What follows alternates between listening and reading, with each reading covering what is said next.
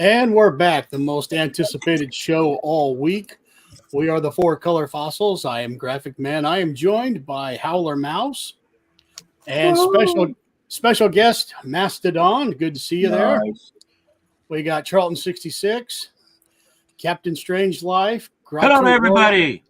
Gratu Orloff. We are joined by the Great Legend Show. Nice to see you. You too. Nice to see y'all. Our foreign correspondent, Paulo Costa, burning the way past midnight oil. And Eric Breen. Hey, Eric. From the Great Bluegrass State. So let's see who's all in the chat. We've got a lively bunch out there. We start off with Recess. This should be good. Well, we hope so. Here's Scotty. Scotty says, what's up? Here, Mastodon's in the crowd, too. Hey, look, it's Ranger Sly. No, this is Mastodon's second visit to the fossils. And if those of you keeping score at home, it's the Great Legend's third visit. Nice. And Mastodon even remembered that. That's good. He's not losing his memory like Tim is. Little inside joke there. Here's Fireball. Fireball, what's up, buddy? Michael York's here. Missing Mars. And Michael. We're going to say hello to each other. We're going to do those pretty quickly. More Fireball. Here is Easy Comic Reader. Nice. Yes. Taylor. Woodward. Nice. Hey, I see you. Missing Mars is here. Easy Comic Reader. Yep. Ranger. Our show really is international with the Ranger and, of course, Paulo. You're going to Wilmington. Well, bridge is down. Uh-oh. Mm. And Paolo, I end up talking about you a lot in real time, in real life, because of your NASCAR fandom that you have. And Hello, where I'm Dave. at, NASCAR comes up quite a bit where we have the 2 tracks. And I'm like, let me tell you about this guy I know in Portugal. You know, I'm like, Yes. Yeah, the last race was great. They had a photo finish for 3 cars. Three yeah. cars? 3 cars in a photo finish? Yep. Eric is now thinking Well, about. isn't that unusual? Of course. Sorry, I nodded off. Yeah, you were thinking about curling. Oh, Let's talk about curling so that Eric doesn't fall asleep. Oh yeah. I love curling. Yeah, Talk curling's about a money great like that. thing. I always imagine it's better to play it than watch it. Like if you were actually doing it, maybe you get into it, you know. So I don't know. There's a lot of suspense. I mean, you're mopping the floor. Is it going to get there? Is it not going to get there? Gratu, did you recognize I the love thing? it. No. I'm sorry. Did you recognize the thing? It wasn't the Ventures. One of your I wasn't favorite thinking about it. the Surfer Jets. Oh yeah. They're very much like the Ventures. So Yeah. Mhm. Good guess. And Maranya didn't have internet, and she's back for a Wednesday. Hello, Ron. But she knows when her birthday is. So the Super Jets don't set off any copyright problems. That No, they did that live in their little room wearing their little white boots. and I ran it through YouTube, and they said everything's fine. So I said, Cool. okay, I'll use it. So that's good to know. all right, just about caught up. Here's a few more. Everybody say hello, Mission Mars again. And everybody's favorite, the Jackson Roy Kirk, is here. There's Gary Lead Paint. Nice to see you. And the library slipped in there earlier. I saw that. Trying to make mention of everybody. No anybody left out. Oh, isn't that sweet? Okay, just about ready to get going. Yeah, the Surfer Jets. Very good. I think it was an old drummer. Here's Jay. Recently one. Okay. Enough of that. I will start things off with a little Pulp. Here's Space Adventures. No, that's a great cover. Astounding science fiction. Mm. He's crashed. Better days. Here's a weird Pulp. That is Bernie Wrightson like if I ever saw anything. Maybe even a little plug, little thing. I like that. That's awesome. That is cool. All right, I'm getting more of these reproductions. I just totally dig them. There you go. The Shadow Dragon. That stuff is so good. Oh man. And I've got to find a hat like this.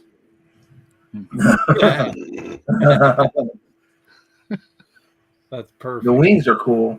Yeah. I like Streamlined. Don't you wish hats like that were in store?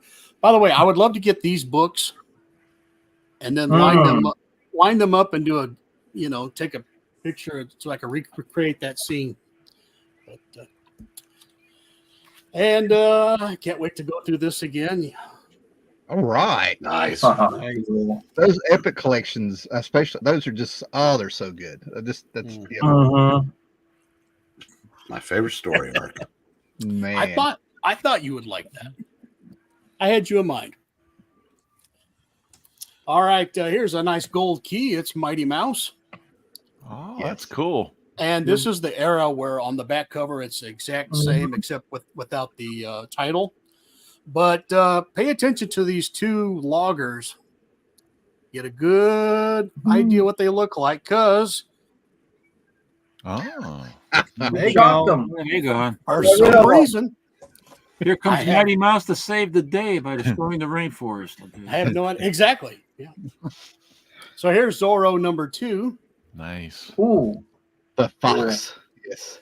And it does have a back cover, but guess what? Nice.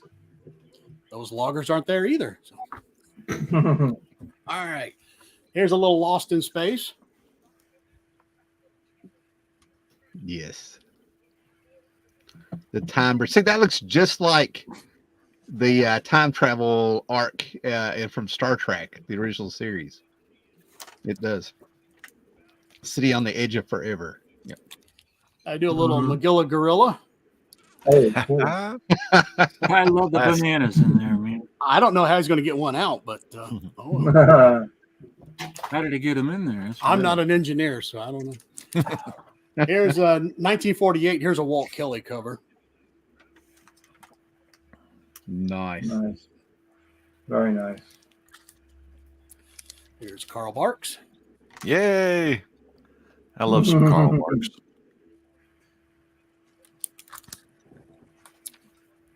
This one's pretty cool because all this fighting over the paint and nothing's on the easel. So Great. you could draw something here Your own, yeah. and then make it look like they drew it and Donald doesn't approve of what you drew. That'd be cool to get Don Rosa to draw something on that. Oh, yeah. That'd be very cool. And he shouldn't charge you. It's a very small amount, you know. Yeah, Very small. that'd be pretty neat. So, a couple weeks ago, I showed you I got 3 of those Charlton Hercules. I found 2 more. So, Cool. I thought this interesting at the top here. What should we put up there? We got all this room. I know. Let's put his head 3 times and 3 daggers. It's For no reason whatsoever. exactly. Yeah. Then they said, no, let's do that instead. So Oh, that's cool. Good old Sam Glasman, man. all right, I'll stop there and we will go to, I guess, Tim's next. What's up, guys? All right. For you guys in the know, you know we've lost Ramona Fradon, and I'm just going to kind of show the book that she signed for me, a plastic man, Nice. So that was kind of cool. Trina Robbins is pretty sick too. It blows who? Yeah. Trina Robbins. Trina Is that what you- Robbins is pretty sick. She might. Yeah. Yeah, I was telling them that right before the show. I saw Paul Levitz put that up there. Unbelievable. So many. Right. Yeah, let's see that stuff. What you got there from her? Oh, yeah, I got a plastic man here. She signed this. I think I was up there with Steve at Baltimore Con when she signed this. Cool, man. That's Mhm. And this is just like something that I read when I was a kid and stuff. Mhm. That's why I took it up there, I kind of regret not buying some of her cards or sketches or anything now, but, and then like I went to I drove about an hour, 15 minutes or something to this indoor flea market they were having at this college that was up here. And I get up there and they had nothing but junk, bunch of rude people. You know what I mean? Like it's poorly designed the way they had everything set up. I did find a 1942 Famous Funnies not connected to the Staples here for $1, which was very cool. Mm. All that way for one book. And it blows my mind that in 1942, a BB gun cost $5. That's amazing. Mhm. That was a lot of money back then, though. Right. That's what I said. They got the centerfold. Oh no, I don't think no centerfold. No. But it does have a character in here I'm real curious about now. I want to track him down and find out more about him. Just because he looks like another character, I can't put my finger on it, but Fearless Flint. Yeah. Blonde hair, red skin, Oh. So, anybody heard of him? I've never heard of him. Mhm. I might cosplay, get some watercolor and stuff, right? So I got to tell you, I think we need to take a screenshot of everybody that's here when we have the Brady Bunch, the arrangement going on, because like, we are a fearsome looking crew.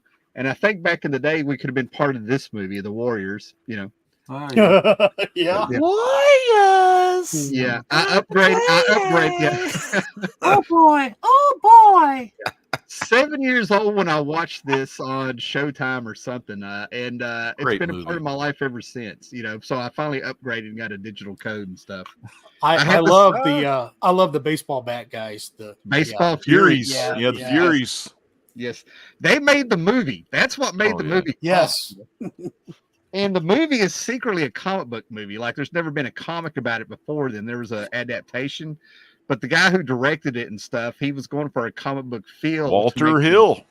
To make the violence feel less real, so they could get in the theaters. So I think I showed this last time. Better Off Dead, a staple of 1985 of the 90s. I mean, we had Back to the Future and things like that, and John Hughes, but Better Off Dead. This is a staple of the 80s. And then I found this on VHS, $1 a piece for the next couple movies, but I found a slipcase of the first 3 Alien movies for $1. Fantastic shape. I sold my VHS collection and my VHS player last year for $500, so I just kind of keep the slipcases for decoration and stuff. Yeah. Real quick on these were $1 a piece. If you like your James Bond, and I think Tom Cruise had 2 of the best sci-fi movies in the last 20 years come out back to back with this, and one where time repeated. I just went blank on it. But I loved Oblivion, man. This was like an ode to like pre-Star Wars, like Logan's Run kind of science fiction, where the world is white, everything's white, so good stuff. And then for Supernatural fans, I just think you need the first 5 seasons. And then after that, it's spotty. But season 6 was horrible. I sold I kept season 5 and got rid of like 5 or 6 other seasons. But I can't pass up a brand new sealed copy that sells for $60 for $1. $1. That's a great deal. That'll never be open. That's a horrible season. Okay. And then and I'll show. I'll move pretty fast. I'll show some comics after this here, right? But I don't know if you've heard of this book. I usually read dead authors, and it's usually not in the 21st century. But this came out in 2017. I bought it on a whim because it was getting like highly recommended to me. And this made us think of the fossils. It really did when I started reading it. So basically, the subtext is that they call themselves a band. Think of Dungeons and Dragons, and you have your crew. They call themselves bands. These guys were Saga, and the subtext is they're writing it like the band is getting back together, like a rock band. They've already took shots at Kiss and Rolling Stones and stuff. And one guy his daughter has been raised as a warrior, and she's on the other side of the continent about to get killed at this castle that's getting raided by all these monsters. So he's going around and he's getting the band back together to go save his daughter. And it's got a little bit of humor to it. I thought it was going to be like Douglas Adams or something, ha. And it's actually got a lot of heart to it. And I'm reading this and I'm like, they're fossils, the barbarian fossils. So, yeah. All right. So we talked about the joke about like, I keep forgetting when my birthday is and I'm forgetting things and stuff. I went through and I went through Crisis again. And in issue 10, I found 2 characters I didn't know. And it was driving me nuts. So I sent a message to Solid 4-String Ben saying, who are these 2 guys? Sent pictures. He didn't know who they were either. So I went ahead and got an official Crisis Index. I have 1. I didn't know there were 2 until I started looking it up. So this one goes through each issue, and it tells you all the characters that are in it, heroes, villains, guest stars, and gives you a synopsis of it. This is great stuff, little trivia and stuff.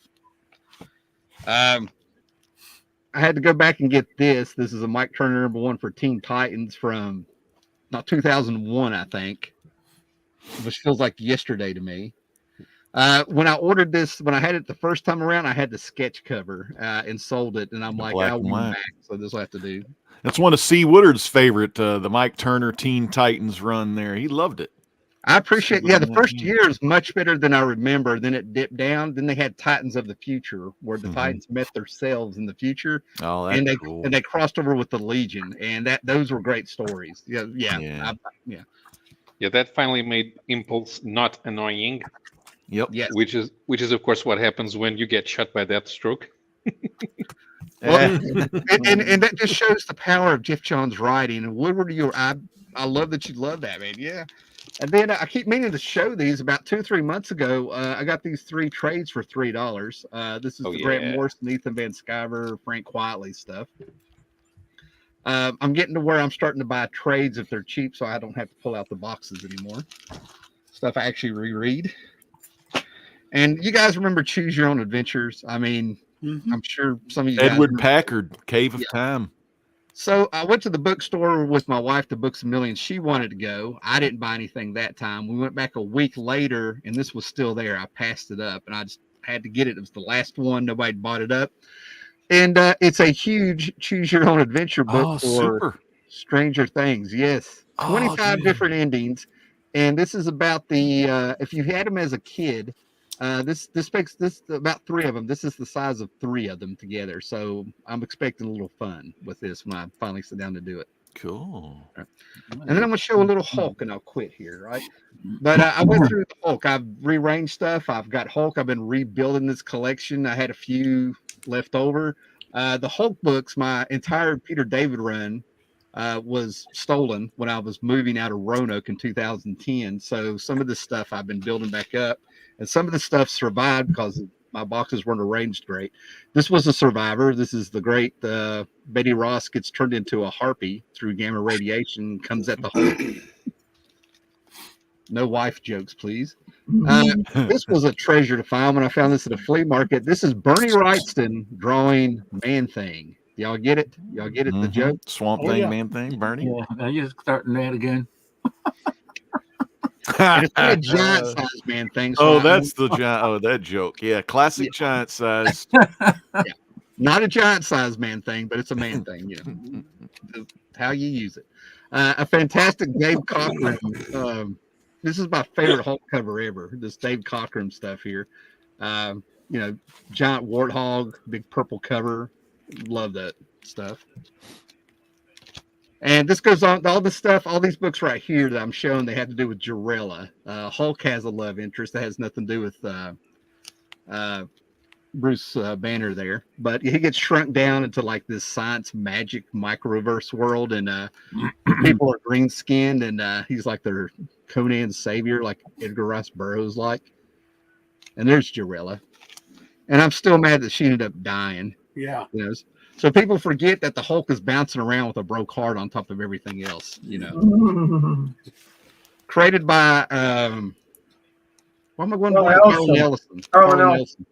Yeah. That's not Conan. It is a barbarian. Yeah, the most unexpected barbarian at all, but it's not him. And then I tell you what, man, I love my Steve Ditko, but this is a king size special, Steve Ditko art in it.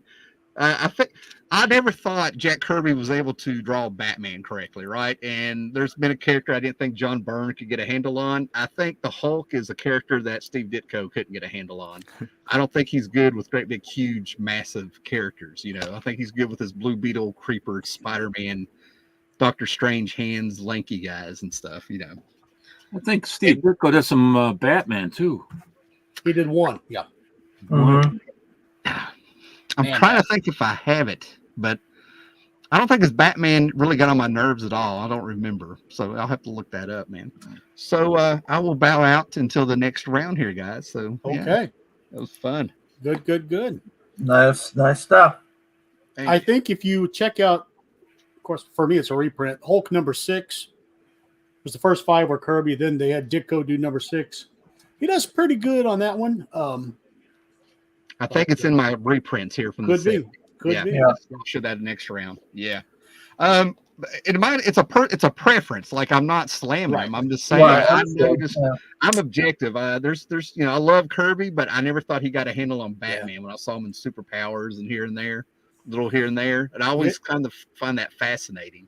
That great artists sometimes just can't get a handle on a character. That's I love that part of it too. You know, it's still good. You got to be careful around here. You say one little thing, and everybody just thinks anti somebody. You know how they I are. avoid Gil Yeah. Kane in this room like the plague. All right.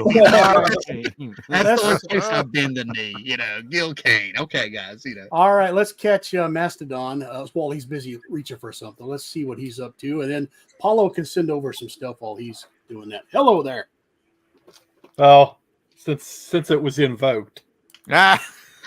Awesome. Kane.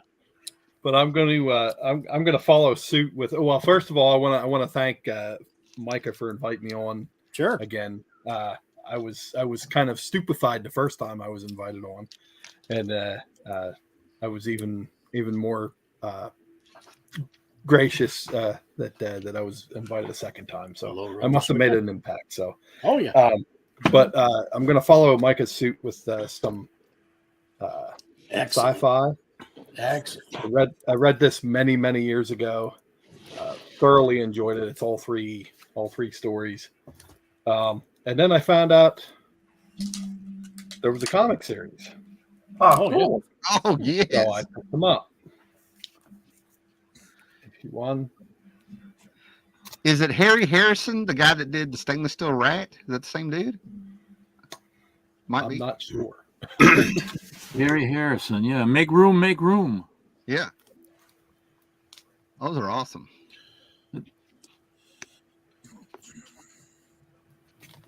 Adventure Comics is who released them, and they did Very cool. 4-issue arcs for each book. I guess. I wonder if that is that Harry Harrison. You got me curious now too. I think it is. I think you guys are right. It looked great. That's a Clash of the Titans throwback. Medusa's head.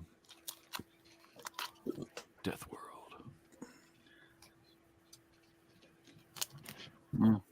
There's got to be a lot of death in that world. Killing, murders.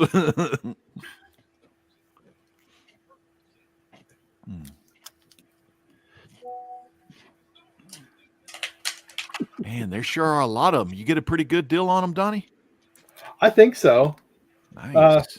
There were about there was a couple of them that were like $4. The rest of them I think were $2. Yeah. They look real nice shape too. I got them from my comic shop. Yeah.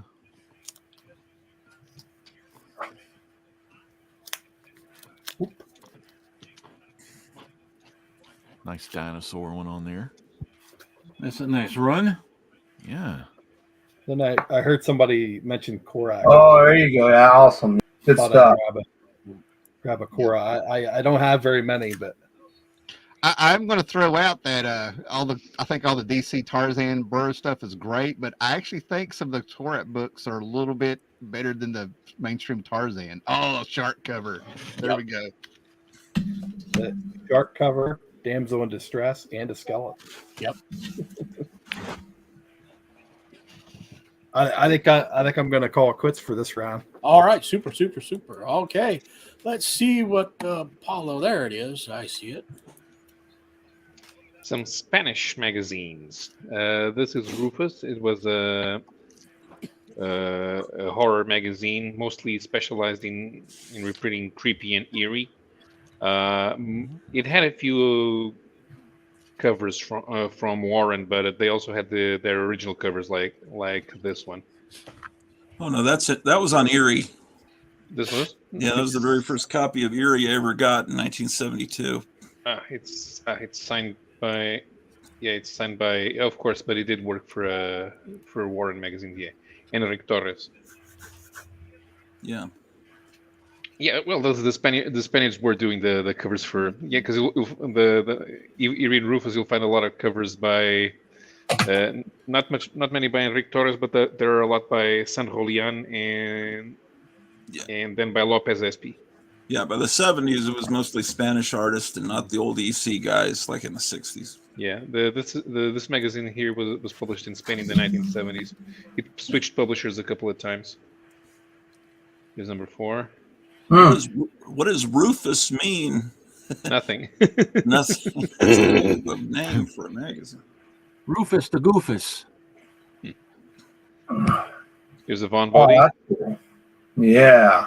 There you go. That's awesome. Mm-hmm. He's number 15. There's Hunter. Yeah, Ken Kelly. Oh. Hunter. Yeah, great character. The Spook.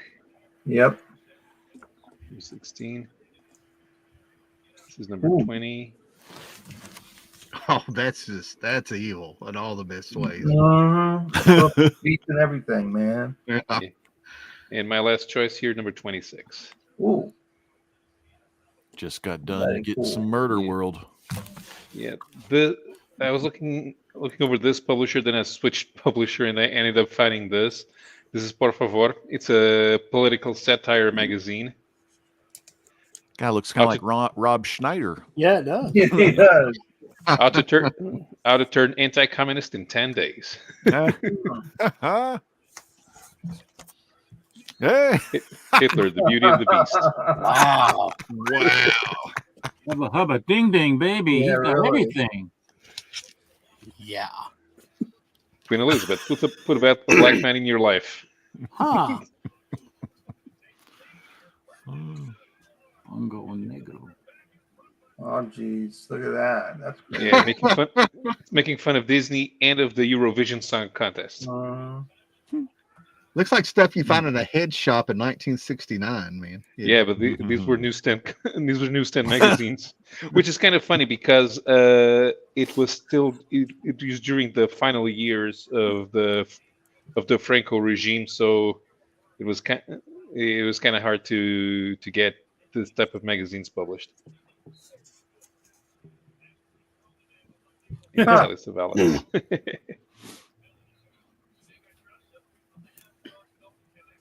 Oh, that's just wrong. Yeah. They're going to give us democracy, or in any case, they're going to give it back.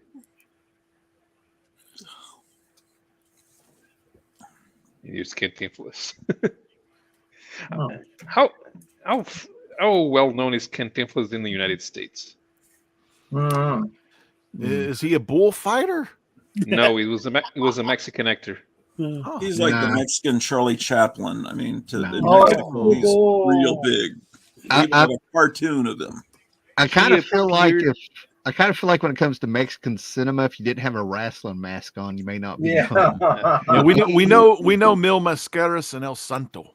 Yeah, but this guy did appear in Around the World in 80 Days with David Niven. Oh. Selma Hayek and Antonio Banderas. That's All right. Easy says he's big down there, and Jackson said his dad was a fan. So cool. Awesome. Yeah, those were fantastic. All right. How about the Great Legend and then Gratu? All right.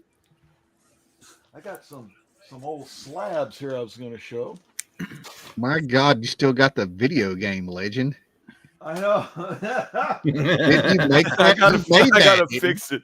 I did. It took me like 9 months to make, but I had a little power flicker about a month ago, and I have to reseat some of the memory and video card in there, and I haven't messed with it lately. This is a slab here, and I have slabs of this volume. In my volume 2, I don't have slabs of because I was able to get them in paper copies, and copies that aren't slab. But these are some I got off Comic Link, and I'm glad I got them, and I got them at a pretty good deal. But this is a Phantom Stranger number 6 from 1953. Cool. There you go. And in this one here, you got the classic doorway in the sky. Oh, nice. I haven't read this. I've only seen the cover. That's the shitty thing about the slabs.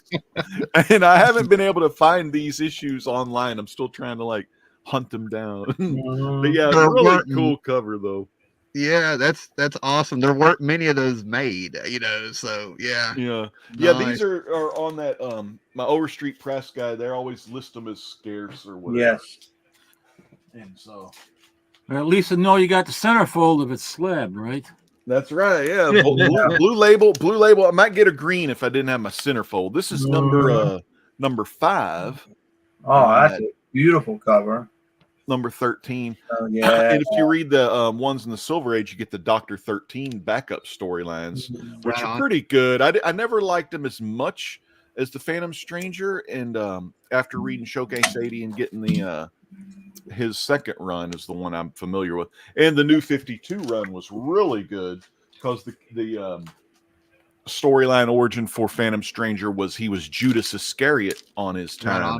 Original plant time on Earth. There's number 4. Is he man or is he ghost? And I just kind of like how he looks. Like he doesn't look like the one that would become. You know, he's similar, but he doesn't have the big necklace and stuff on with the silver coins. Let me show you a little bit more of these.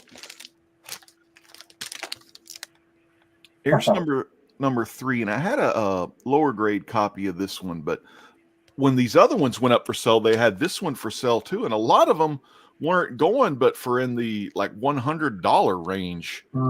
So it was like no one was bidding on them. So I was like, oh, well, I'll just buy them all then, you know. It's another cool one. I like this, the yellow and the blue and the red and the green, the primary colors. Yeah, I love. They're looking at some demons from probably the astral plane. They're messing with there.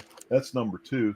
That's from 1952. So 52, 53, and this is the first one here. Is he man or ghost? So I still need to find these where I can read them. I'm going to try to see if the DC app has them. I have the DC app, which Carson got me onto that. Go ahead and pay the extra money and get the Ultimate, because the Ultimate, you get all the DC comic books 1 month after they're released. So like after the Shazam run is finally done, this may be like, you know, sacrilegious because, you know, I'm a Shazam fan. But after that Shazam run is done, I'm going to stop getting DC new books, like the paper DCs, and just read the new ones on the iPad. Right. That's just better for me to do. And then I've got some cool hardback books I'm going to show you on my next round. All right. Outstanding. Man, great stuff. Very nice legend. Thank you. Let them not following that. That's why they call it legend, you know. That's right. They call him the legend. Yeah, I don't get many slabs anymore unless I'm just grading some of my own stuff. You know, I got a lot of like some modern stuff that I want to slab and sell because I think I'd get me more money if I slab this stuff. Oh, sure. Because people are buying modern slabs, and they're buying them, and they buy everything now. I bought some slabs here, and I got them for the same price and even less than some of the raw books that were being sold on eBay in worse condition. See, that same thing when I got some of my all-star westerns, and then they changed to weird western tales. I'd get these 9.0, 9.2 slabs, crack those out because, you know, I'm just going to put them in the Mylar with the rest of them. But yeah, you get them cheap sometimes, like a 9.0, 9.2 or an 8.5 of some Silver Age book you've been looking for. You're like, damn. Y'all are killing me, man. I feel like it's 2014 again with y'all, man. Oh yeah, having a moment here, man. I'm like, what year is it? Yeah. Wow. Hey, your memory is getting pretty bad. We got to get your memory back because, dude, you have one of the all-time best memories. He's got one of those memories where he could just instantly remember this stuff, and it's all pop culture goodness. So, dude, drink some Yoo-hoo or something. I don't know. I reread Crossing Infinite Earths, and I forgot 2 characters. It's happening. It's happening. You know? Oh no! Yeah. By the way, characters in the whole thing, and I'm like, oh, someone in the chat wanted to know who those 2 were. So, one. Well, I found one. One is he's okay. Both of these characters were in issue number 10, but they're like real small, right? One guy had a green costume, and he was shooting. It's in the corner. Turns out it's the Molder, Molder. And that was secretly the elongated man's villain. He was a villain because his gin gold that he drinks got contaminated something by another hero by accident or something. So when he drank it, it made him evil, and he put on a green costume. Of course. The other one is some robot that I can't figure out, and his whole face is like 2 red visors. I'm like, who the hell is that? I'm trying to find out who that is. I have pictures of him on my phone, but I mean, you know. Yeah. All right. Going from that confusion, we'll go to a man of sensibilities. We're going to Gratu Orloff. Oh, okay. Well, here's a Love Diary number 71. Oh, here we go. Oh, Man. love that cover. Some of the printing. There's all the different romance titles from Charlton. But there's an ad that advertises they'll get rid of blackheads and acne. But the Charlton printing makes it look like they actually have horrible. Oh, you're right. It's just to show. I thought maybe the kid that owned this did that, but you see their dots like up there in the. Yeah. It's the printing. It completely sabotages the ad. The printing doesn't disturb the Frankenstein and skeleton ad. Oh, good. And then the printing, there's an ad for these sauna shorts. The printing's so bad, it looks like they're not even wearing any clothing. Nice. Not wearing any clothing. But sorry, they are wearing clothing, so that won't offend. Perfect for romance title, though. I like the. It's like you can tell where I am in the protest with the holding the skull, the Halloween skull up. Yeah. Okay. That's awesome. That is awesome. That's a great book. This is. I love her hair. Oh, geez. Great look. This is. Oh, and it's got a free pinup of David Cassidy. Oh, Wonderful yeah. likeness of him. Oh, yeah. You look like a girl. Man, around that era, he should have been Charlton's mascot, man. I'm telling you. You can get this stuff for a couple of bucks at Duncanville. You know, I know that Duncanville Books in Duncanville near Dallas, but you know, I know everyone thinks these books are valuable, but that's just because we're in this little bubble where we believe it, but we drink our own Kool-Aid. I've been to Duncanville bookstore. It's cool. The amount of yeah, it is great. This text on the first issue of this is just hilarious. Cool. You can freeze frame and read it. Nobody wants to read that. I do. I want to read it. And in fact, I'll read it on my next episode. There you go. So I don't know. Charlton, Steve, you were asking if I had Doomsday +1. I have some. That's in the other. Hold on, it's in the other box. Oh no. Okay. I mean, I don't have a complete run. How long is it? About 12 issues? Something like that. I don't know off the top of my head. I think it was like 8 or 9. Yeah, it wasn't many. And then they started. They kept the same numbering, but they kept reprinting the same 8 or 9 issues. Yeah, they brought it back as an independent comic, or as I recall, kind of like they did E-Man. Yeah. Number 3, I believe that's what Metarog's named after, right? This robot, or am I wrong? No. Something like There was something from high school. Something that happened in high school, and he got nicknamed there. I can't remember the I story. thought he was named after a robot in Doomsday +1, but it could have been the people in high school were fellow comic nerds. Mm-hmm. Okay, so I have 3, and then I have 5, and then I have, this is my childhood copy, 7. It's like I have every other issue. Reprint of 1, yeah. Yeah, I don't have 1. 8. Okay. I'm pretty sure that's the robot, but I'm probably completely wrong. Right. Here's 10. It's like I have every other issue, and then and then this is I guess what it was when it came back in the 80s. Yeah, Fantagraphics put that out with new coloring, so it's better, supposed to be better paper, better coloring, but they turned yellow real quick. So go figure. Well, this I got in the late 70s. It's a reprint of the first issue Yeah, from very Modern cool. Comics. But I just got, now that I have this box open, I've been meaning to open this box because I just got a copy of number 1, a real one. Although I don't know, the Modern Comics, do they have some value now? They didn't used to. Well, some people are placing that fallacy on it as if it is valuable because it's less of a print run. Joe Staten E-Man, that's a good one. Yeah. This is a real copy of the first issue. That's awesome.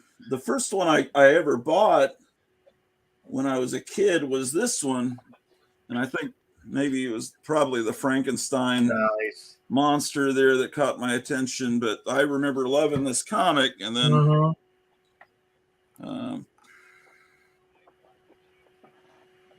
yeah, that's great stuff. What else?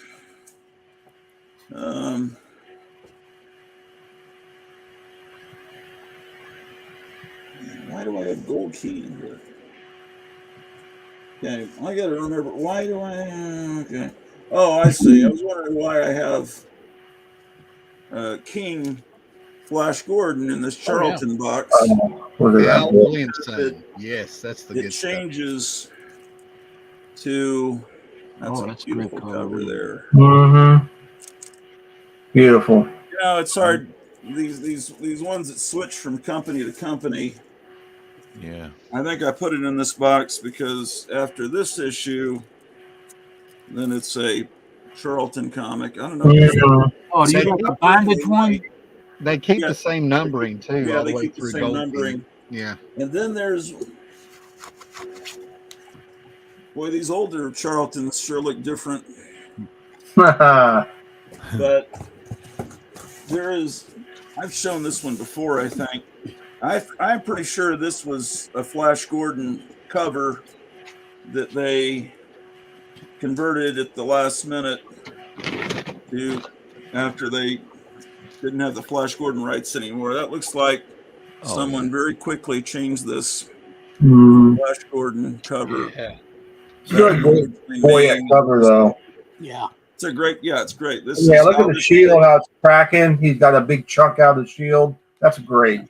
This is from the Charles Atlas collection. Charles Atlas pedigree. This one's seen its better days. But this guy's really got a sunburn. That's the problem with being a Lone Ranger type out in the desert. I bet he takes that mask off and it's perfectly white. And it's like, I think you're the Lone Ranger. No, why would you say that? And same thing with Batman. If he came out in the daytime like he used to in the comics, he's just this billionaire would go to parties and he'd have the bottom part of his face would have a tan. And anyway, I have a fake first issue of Peacemaker from Modern Comics. Very cool. And I don't know. This stuff was going up in value? I don't know. I like the TV show. Some people didn't, but I don't know that it kept going up in value after the show or not, because the average comic collector does not think the way I think, so I can't. Yeah, I'll take the Flash Gordons any day before those Peacemakers. Nice. There's a good one right there. Yeah, it's Neil Adams actually drawing the $6 Million Man toy. I automatically just assume anything I like is going to be hated by the masses. I remember when I saw Raiders of the Lost Ark with my mother.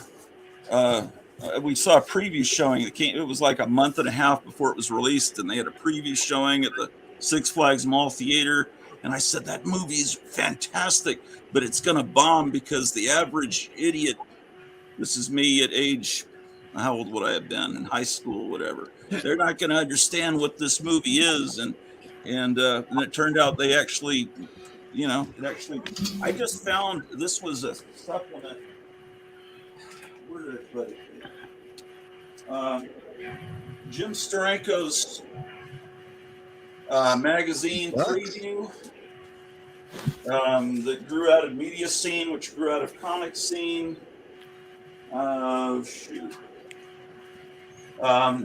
He did the pre-production, some pre-production paintings for where did I put for Raiders of the Lost Ark? Here it is. And this was something that was stapled into the magazine. I need to reunite it with the magazine, which I think is over here. But I took it out so I could unfold it. These are, he reproduced the paintings he did for Raiders of the Lost Ark. These are the paintings to sell it before they actually cast Harrison Ford in the role. That I had to remove. Much better with that 45. That is great. Yeah, this is Wow, this is Steranko's original paintings, and the way he visualized this. Nice. That looks. I like that 45. That looks great. And probably at this point it was supposed to be, what was his name? That was Magnum PI. Yeah, Tom Selleck. Tom Selleck. Yeah, Tom Selleck. Yeah. They even did a poster with him on it before Yeah. they decided not to use them. They have This that is screen test Vince on his Steranko DVD text, too. like in the history of comics. It is And so then- weird you're bringing this up because somebody just put out an article 3 or 4 days ago, and they showed Tom Selleck as the Raiders. Mhm. Yeah, doing Weird. doing his acting thing. Yeah. Isn't it that black and white video he's on there? Oh, He that didn't was great. smoke I love the cigarettes in cigarette. movie, but that's so cool. Yeah, it's anyway. But of course, Hollywood's never used Steranko ever again. It's just typical, I think idiocy. Jim Steranko's 85 years old, so the fact that he's still Yeah, he still looks good. Yeah. I saw him a couple of years ago at a con. yeah, he gets smaller, but that wig stays the same size. Yeah. Yeah. Oh well, I guess that's all I got for right now. That's good That's stuff. great stuff. That's awesome. Love that Charlton romance comic you let off with. I'm still cracking up about it. Oh, And I think this comic curator, Mike could put up the comment, but he said the modern reprints of Peacemaker 1 and 2 hold at $50, I think. Mhm. the That's problem, crazy. I see those in dollar boxes all the time. Yeah. yeah, but it's just like the ads are half the fun of comics. So all these people that Yeah. collect these omnibus books, I mean, it's just great to see the old ads and just misprints where it looks like on a Z ad they're covered in spots. That's what makes life worth living. No, the omnibuses are about the only ones that include the ads on some of them. You're supposed to say I omnibus. thought they only included like the bullpen page and the letters page. I think you can get a few in. Actually, the PS art books, at least they leave them in. Oh, they do. I'm talking about the Marvel ones. Yeah, that are like the Epic Family Collections Bible. and the Masterworks. That's just straight stories. But you might be right now. I think about it. But, well, I know they're doing something. Maybe that's one of the things they're drawing attention to is some of these uber deluxe things where they leave everything in. That's the way to go. Yeah, they're like Family editions. Well, it's and like stuff, if yeah. I get a hold of something an old recording, I love it when the commercials are left in. Yeah, I always I've collected for years radio air checks where you've got all the DJ chatter, all the original commercials from the 50s and 60s, all the radio jingles. That's the way, if you have a classic car, that's what you need to listen to while you're driving the car. They've got this is wild. Yeah, this is wild because on my car I've been listening to radio broadcasts on YouTube from the 70s and 80s where they keep all that stuff. Dr. Demento shows. There's guys doing Saturday morning cartoon blocks on YouTube, and they keep in they have to get copyright all that stuff right, but they keep in the commercials from that era. So that's all out there now. Yeah, that's awesome. Yeah, That's all part of the nostalgia and the excitement, is to have all that. Absolutely. All right, Charlton, and then Captain. Cool. Hello, everybody. Hope everyone is well. Since Ramona passed away, the art of Ramona Fradon, and she signed it for me. Right here, a nice picture of her. And to go along with that, the only thing I ever was able to get from her was this nice Aquaman commission. Oh, that's great. That's fantastic. Mark McKenna inked it, but it's Ramona's pencils. But McKenna, he forgot to sign it. Yeah, that's his inks over her pencils on that. So He's got fins on the back of his legs, eh? There's What's an that? interview with her on YouTube, and she's saying, I hated drawing Aquaman. I hated drawing all those fish, but I love drawing Metamorpho. She is so cool. yeah, Metamorpho is just is the cream of the crop. And when I'm kind of envious of Tim, he showed his Fearless Flint, and I knew who he was. Magazine that I had since I was a kid, and it's called the Illustrated Collector's Handbook, Volume 3. I finally have all 4 volumes. It was put out by GB Love in the 60s, and they talk about obscure Golden Age heroes and their Fearless Flint and all the glory.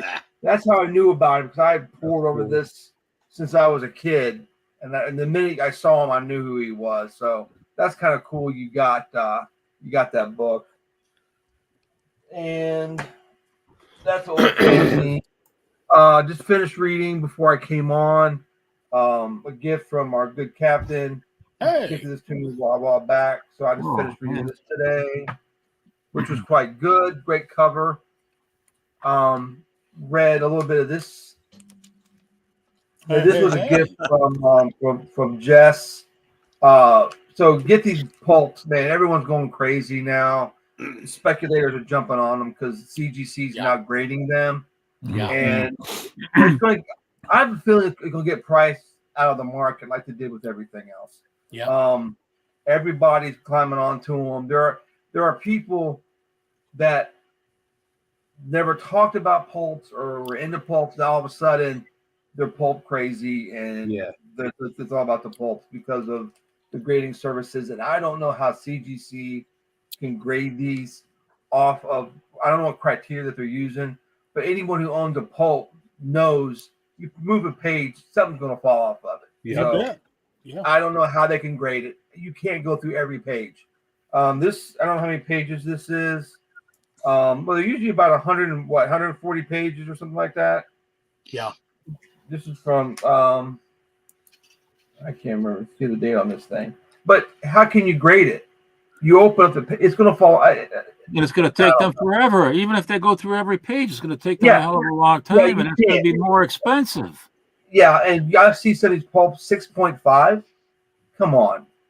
Yes. I don't know. It's just me. Just by their nature, they were cheaply made. Absolutely. You know what I mean? Like they. And you know, you're going through every. I mean, I've got pulps that I've read that the minute I move it, it breaks off at the spine, and I gotta gently put it back in and look at the page to read it, and it's not enjoyable. It really isn't to read an old pulp. The reproductions, like Micah has, is the way to go as far as I'm concerned. But it's great to have them when you can get them for for a few bucks.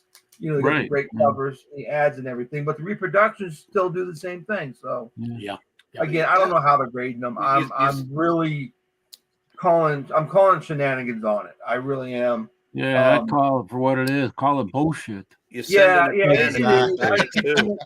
can't grade a pulp because if they're go by the cover, okay. But they're supposed to go through every page like they say that they do. I'm not buying it. You know, you got to wonder if they do how much of that stuff are they going to be responsible for destroying? Absolutely, absolutely. Once they slab it, you'll never know that the pages crumbled like leaves. Mm-hmm. Yeah, and we all know I haven't seen a pulp yet, even the 400, 500 pulp that does not have fraying at the edges. It doesn't have glue chipping at the spine. It's just the way that it is. It's not anything that's inherently bad. It's just the way pulps are have been treated, or the nature, like Tim said, they're made cheaply, you know. So anyway, it is Michael. I don't know what year it's from. I'm sorry. I read it this morning. I'm gonna take it out and we can see together. I forgot what year it was from. Let's see here. April 1940, number 4, volume 14. And I read when the Ice Terror Came by Jack West. So it's pretty cool. Yeah, so it's pretty decent. And got a stack of Charltons, which was great. I posted on Instagram. I have not done my own video yet. I figured I'd just do it here. They were average. I got a stack of about 80. They average about $3 a piece, which I was fine with. A lot of ones I needed. For instance, the Mini Ghost of Dr. Graves, number 4. Ooh. I've yet to bag and board these, obviously. But yeah, some of these are ones I really need, especially these early Dr. Graves books. Mini Ghost of Dr. Graves, number 5. Wow. The Insomniac. And this is number 8. I was laughing with the cover. Ha ha ha ha. He's just getting run over by a motorcycle. There's a lot of stuff going on that cover. Yeah, a nice Jim Aparo cover. It's got a little bit of rolled spine, but you know, it is what it is. Yeah. It's nice. It's I can still read it and enjoy it. Here's the book character. That's called Love. Yeah. Exactly. It's a nice Ditko cover I've not seen before. This is number 11. I mean, for $3, you can't beat this stuff. No, I haven't seen that one either. Let's see. There was one. Jump. What? Hello, Iggy. This was the one that I saw on the stack and got me really excited. Six Gun Heroes. Oh, That's got floating heads. From number 25. Look at that. I'm pretty happy with this. Right when they got the stuff from, I guess it was from Fawcett. Mini Ghost of Dr. Graves 15. Nice. Number 17. Oh, cool. And number 19, Great Jim Aparo cover. I like this a lot.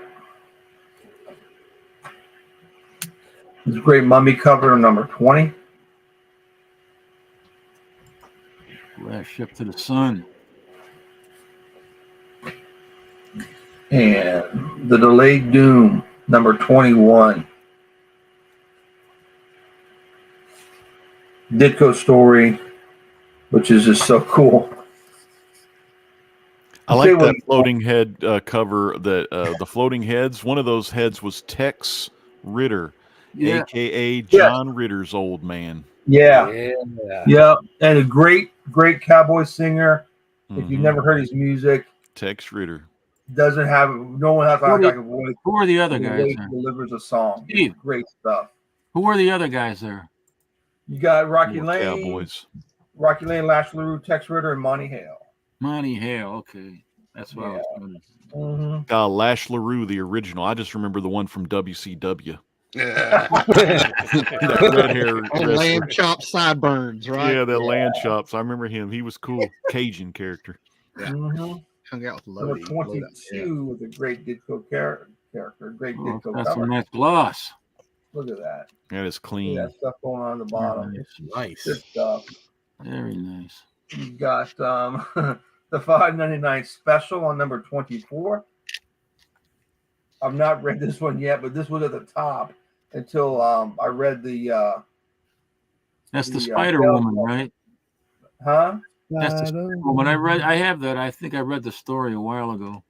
Yeah, I don't know what the deal is, but it's cracking me up looking at that. It's a great Ditko cover. That's a You great. got to cover. read it. It's the Spider Woman. Okay.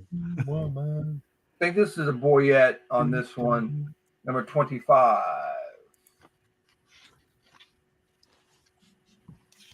Cool stuff. And great There he Ditko is. stuff. Gore What's Vidal. up? Number 28, Castle Fear. It's breaking And through last those one- bricks like Superman. For this round, kind of an eerie No video game. Castle cover Fear. with some dolls and stuff on it. This is number 23. Oh I yeah. have that issue. That's I've kinda got that weird. somewhere too. Excellent. Nice. Yeah, this is the Interesting. first nice spot ad for their. Looks like Good. Mysterio on the cover. Good stuff here. That's all I got Is he for right now, ready to guys. monologue? Thank you very much. Okay, well, we run to the great captain. Hello there. Hey, first let me say hello to all the fossilites in the fossil area over here. And I remember Higgy was talking about the last time I think Higgy was on here. I was trying to find this book and I couldn't find it, but it's the Hawkman, the first appearance of the Oh, nice. Nice. Mm. Speaking of Higgy will be our guest next week, so be sure to come back and tune in for that. Yeah, then I'll show it again. Yeah. What is? We'll have forgotten. Tim will. Who did the cover on this? Does anybody know who did the cover on this? Is it Joe Kubert? It might be Murphy Anderson, but I'm not sure. I think it's Anderson. Gil Kane. Good news, Captain. Not Gil Kane, no. Higgy saw it, so you don't have to show it again. Now here I got issue 29 of the Joker. I bet you didn't know there was an issue 29 of the Joker series. No.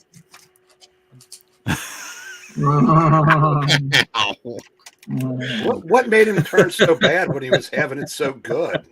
Probably he woke up with two faces on each side of his head, you know. I'll do it. I don't know what this is from 1947, I think, and I don't know who did the cover, but yeah, it is from 1947, number 29. But it does have Basil Wolverton art. Oh, nice. Some really weird. Well, all this stuff is weird. You know? Show you some of that Basil Wolverton art there. Oh yeah. His stuff is just timeless. I mean, it doesn't even fit in the 40s. You know what I mean? Like he wouldn't.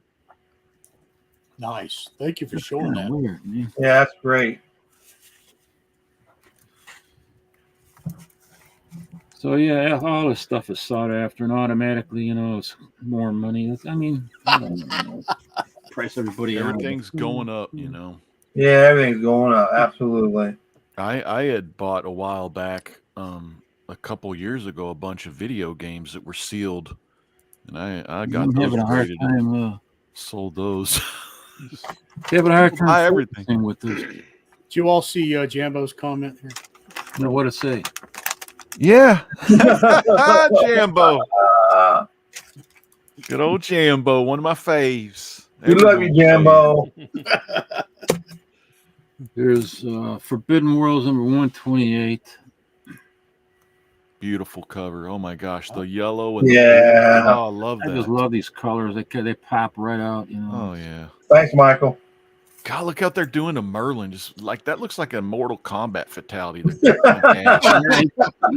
Going loud doing something on him. Yeah. He's I getting love it. sliced in Yeah. half, baby. Fatality. Sliced in half. And I got the House of Mystery, the annual from Vertigo. This is the first appearance of iZombie.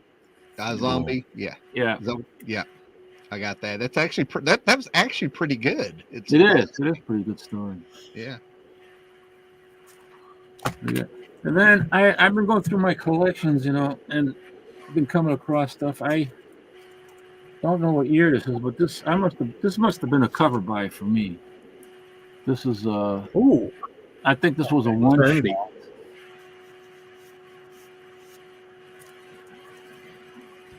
Eternity Comics, but I think it's Malibu. It says Eternity, but I think it's Malibu. Were they two of the same companies, or? I think so. So that's a ghoul on there. That's with the grave robbers. Yeah. Yeah, that's definitely a cover buy for me. So many indies back in the 80s. We welcome Jamie to the show. Nice to see you. I'm gonna take this. It's got to be rebagged and boarded. This is Mysterious Adventures number 22 from 1954. Cool. Man, look at that. Nice. If I can get this thing to focus good. Yeah, there it goes. Yeah. Eternity Comics started as an indie and then was bought by Malibu.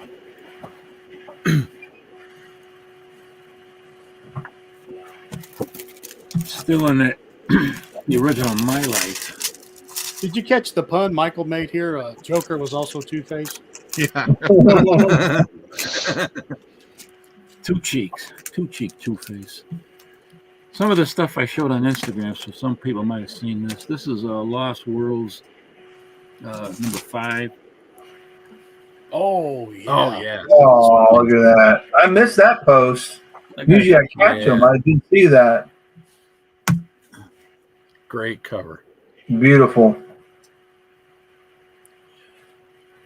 Oh, Leo from Time Travel Comics. There were only 2 of these, even though this says number 5. I think there was only number 4 and number 5, 2 issues. He's got both of them. It's pretty cool. Yeah, the cover by John Solardo. Oh, did I show you the back? This is pretty cool. Back ad here. Oh, wow. There you go. Cracker Jack, baby.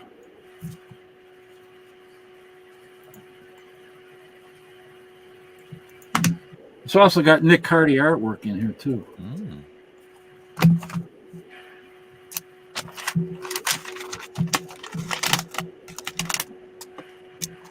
Bear with me. I gotta put these back in the bag. You know. Let's see what else I got here. Maybe some stuff that I haven't shown.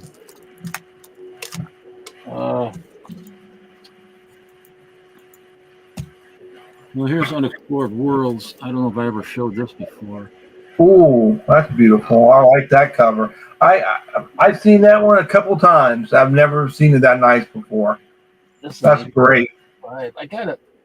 I have an unslabbed copy of this too, but hell if I know where it is around here.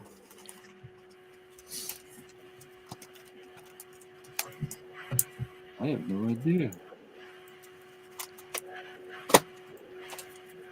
So next, I'm going to show some of these. Speaking of getting cut in half, here's another getting cut in half cover. Blackstone, the Super Magician.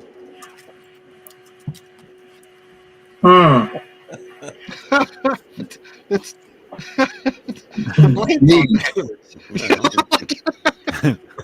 sorry. I worked in a sawmill, sir. I used to work in a sawmill. You know, that's bad. That's not going to work. You know, the thing about this here is it was cut off center like a lot of the books back then were. And you can tell, I got to see on the bottom, you can tell how it's cut. Mm-hmm. Way off. And, but I got it. I think I got it for a pretty cheap price. I wasn't going to buy it at first. It was like $47 because it was, cut bad. And then I saw this and I changed my mind and I bought it right away, right there. This was this little tag down here, if you can focus.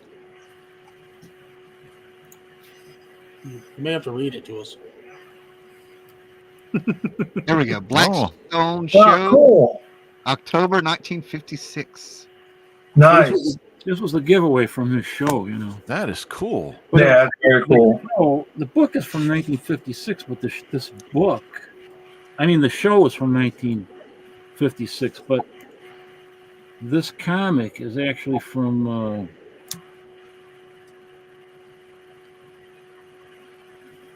1945, from September 1945. And so he must have had a lot of these, and then he gave them away to shows in the 50s. Well, he had a radio show too. So. Yeah, he did. Yeah. I'm getting into a lot of the comics that had radio shows. Like A Date with Judy. That's one of my top books that I want to collect right now. That actually, A Date with Judy, there was also a movie, I think, in 1947, I think it was, or maybe it was 49, and it had Elizabeth Taylor in there, and she didn't have a major role in there, but she co-starred. Was one of the co-stars in it, and that she said that the part that she played in there propelled her to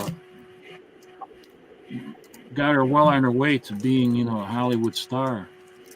Was appearing in that movie, A Date with Judy. And then here's a Super Magician again from 1945, number 3.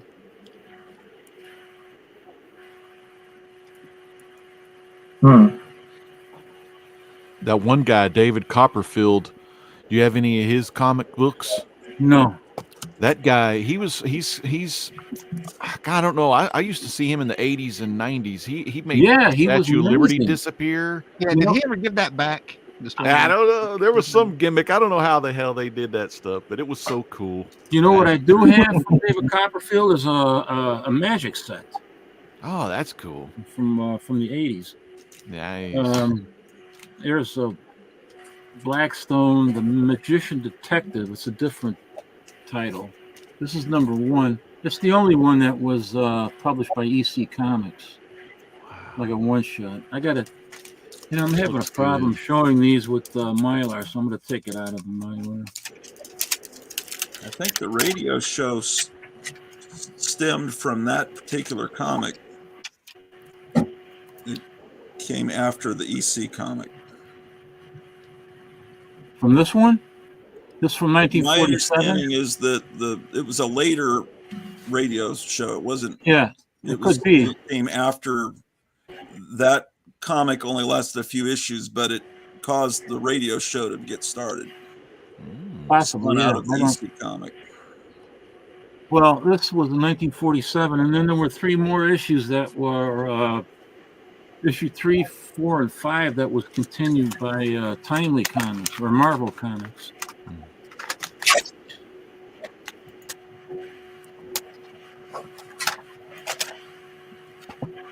And then the last one I got, this is kind of weird. It has two covers actually, front and back cover.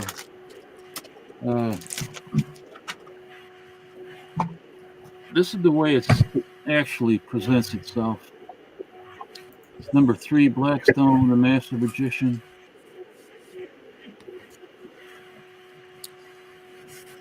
But the back cover is the one I like. It's a bondage cover. Oh yeah, train style. Isn't that weird how they did that? They had 2 different covers. Yeah, I like the back cover too. I like the whole let's tie her up to the tracks.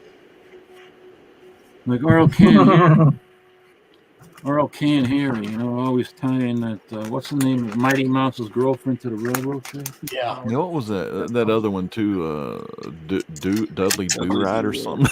Yeah, from the Rocky Bully show. Yeah, sure. I love that show. Oh, boy. Well, that was good stuff, Captain. Just call it all, boy. I'll have show these 2 more, and then I'll let somebody else go. 1948. Tex Granger. Is that a rawhide kid? Tex Granger. Yeah, Calling All Boys featuring Tex Granger. Oh. So it's got this is a cover by Lawrence Borkland. Lawrence Borkland from 1948. And he went on to do a lot of famous, Western illustrations. Cattle drives, horses, cowboys, Indians. He was very famous for that. So, and he does interior arts on this too. And from Heritage Auctions is where I got these. Ooh, nice. I love Heritage Auctions. I just don't like that stupid consignment. You got to pay that premium. Yeah, but they do got the good stuff though. I've got a lot of my collection from Heritage. Not too much, but some of it. Calling all boys. Calling all boys. Calling all boys. This must have been sold in San Francisco. This is Boys Town in Chicago on Halstead Street. Calling all boys. I remember the old black and white Boys Town movie too. Yeah. Oh boy, oh boy. The orphanage home. All right. All right. Very good stuff. Now we need to run to Eric. Keep him awake. Yeah. Yeah, it's gonna be a tough act to follow. And the easiest braining I've ever done, because this was literally the first one I was going to show. Nice. He does this all the time. I don't know how he does it. Well, I usually have to get up and at least take a couple steps to the nearest box, but this was literally on top. Wow. Because I said I wanted to pick up where we left off last week. Captain, I'm sorry you weren't here for all the tugging of the heartstrings. Oh yeah, look at that stuff. I mean, I hope That's I'll be great. able to fit some of that stuff when I go to the convention. Love and romance. Oh yeah. Wow, look at that cover. What's with the that's crazy cover? That is It's psychedelic, just man. from a world where There's like a everyone's predator's 6'5". vision behind them. Yeah, that's That's like it would work under a blacklight poster. Hello to Black- Christina. Love and romance 21. oh geez. Wow. We're gonna get our activism in with our romance, you know. We got it all. Yeah. Marvel Fanfare number 9. There we Nice. go. Good story. The Great Oh, Mara, right? Yes. Yeah, I think They're he on a did that regular story. sized man thing, not giant. Oh, cool. Moon Knight 27. 33. Night. That's enough time between romance comics, so we better show another one. Wow. Um, Look at those hippie freaks. All right. Need not apply. F269. cool. That's nice. Look at that. Yeah, I love those books. 273. Boxcar racers. Those were the days. 272. And I think this was some early work from the guy that did the cover of Many Ghosts of Dr. Graves 1. Whoa. I gotta Oh, get that. I gotta find that. Evil Heart. Here's number 22.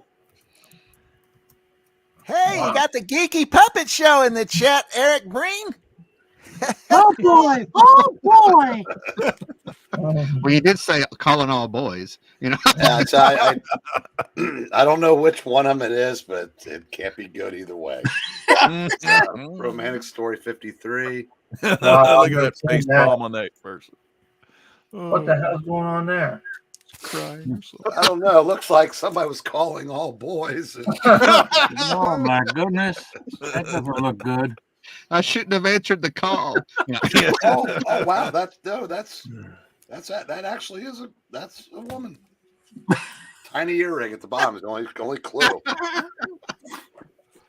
No, it wouldn't be. Here's Secret Hearts 35.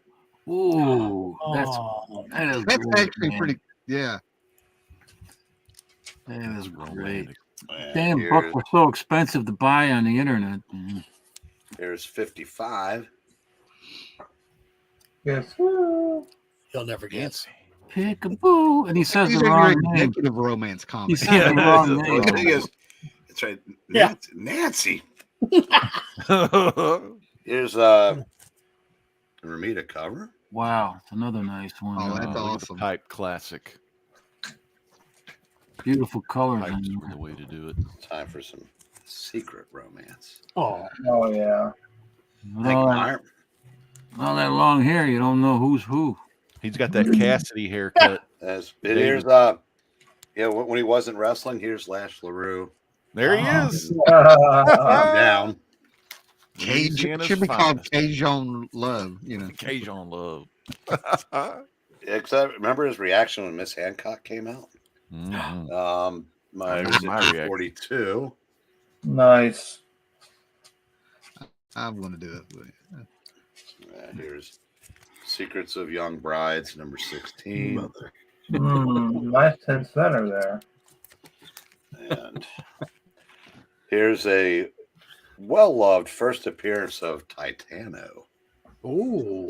Hmm. Nice. Very nice. And remember, this is a story that may or may not happen. There's Lois Lane 19. Going back to Superboy days with the secret tunnel. And here's 22. Now, she's got X-ray powers, and she's looking at his chest.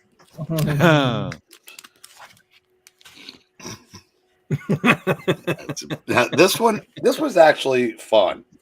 So it's where Lois marries a reformed Lex, and Yeah. the kid turns out to be a little shit. Look at that hair. That's not Lex's kid. We know whose it is. Well, he has his mother's hair. Okay. Yeah. And here's Lois about to get the peepers of an executed murderer. Oh, dear. Yeah, Lois had quite an adventurous life in this particular part of the run. And that's it for this round. Hey, that's good Nice, stuff. nice stuff, Eric. Very cool. I'm going to have a very, very, very brief round. Do a little paperback. Can you guess the artist on this? It's Gray Morrow. Gray Morrow. Yep. Why is Trump shooting that guy? I was just Yeah, he's about got to a say, Donald what's Trump that haircut. about? He's got a Donald Trump haircut. It's Donald. He's crashed the World Economic Forum. So. Got to shoot him. Here's an ace double. Nice. Battle of Ooh, there's Venus. that song again. Like a war wheel. And how about some Frazetta? Yeah. Oh, Ooh, the Outlaw of Torn. And some more Frazetta. Ooh. I know what you're thinking. Oh, it's too bad he was facing that direction. Well, you just turn around, he's facing the other. What's he And looking at? He's I got don't that know. perimeter covered. Yeah. The land of hidden men. I'd rather see the land of hidden women. And if Meyer is still watching, he was talking to me about this on the phone. I've got the ace, and I have a Dell version coming my way. So cool. anyway, I wanted to be very brief so I'd have more time to go to our guests. And speaking of our guests, let's go to Mastodon one more time. Gil Kane? Oh, dear. There it is. Woo! Yeah. Great cover. Is that a little Almost. Dr. Lido there? Yeah. Yes. Is there more? No. Oh, there we go. I That's know a great more about cover. that one. Horses I on thought maybe I had a show that Gil I've Kane seen. Western, but this isn't it. Nice.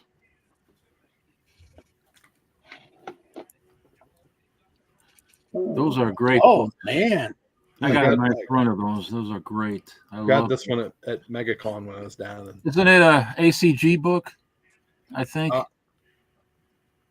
I think I can't remember I think it's ACG. That's gotta Could be be Kane. I like the little Oh yeah. Yeah. Oh yeah, war bonds. and then the price change stamp. 15 center. Yeah. That is cool. And I collect the Marvel graphic novels, so Yeah. Mhm. Wajo Wabbit. That is That's a awesome. good movie. Love that movie. Patty cake. Oh, that looks interesting. That looks awesome. I thought I'd grab some of the lesser known ones. Okay. Ernie C.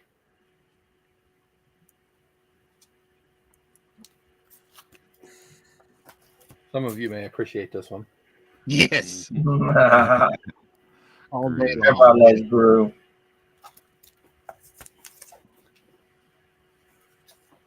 And speaking of Frazetta, Hey. Just- All right. Nice. You still have to get Genghis Grimtoad. I love how that guy's got a stogie in his mouth while he's Yeah. stabbing the guy. It's like, he's just cool. Times sure have changed, haven't they? Yeah, man, I do miss a good stogie and a good stabbing. Wolverine used to be smoking stogies and having a beer. You can't even have that in a comic book anymore. I know. Yeah. I I like the felt old left school. out by not having something with love Oh, on it. So. wow. Very nice. And I don't have many photo covers either. So That's cool. Marvel Comics. Can't have a cigar, can't be married, but you can make a deal with the devil. Thunderbird. I know. Very cool. Oh man, I love the Thunderbirds. Oh, and I have two of those. Hey, awesome. Whoa. that is a beautiful freaking cover. I mean, it's like a painted style. It looks so simple, but damn, it looks good. Mhm. And I love rocket and space covers, Oh, so man. it's right Yeah. up my alley. freaking awesome. Ooh. Oh yeah. Duel of the Monsters. Nice.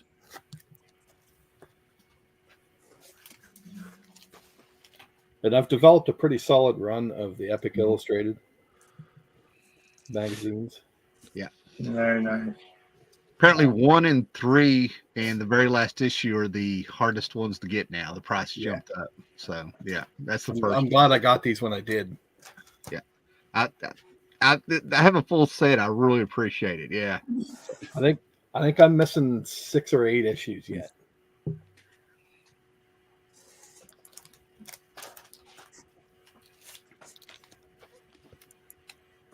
Yep. First Yeah, Red Star. Yep. Super marinated puppets. Mm. And that'll do it for me. Ooh, All very right. nice. Very, very, very cool. Yeah. Steve and I know the Last Galactic story, don't we, Steve? You know No, what I'm saying? yeah. All right. Let's go to Howler again, and then Paulo can send something over if he still has anything. All right. So in my house back in the day, I remember 1981 and stuff. You could actually you had the first VHS store come out.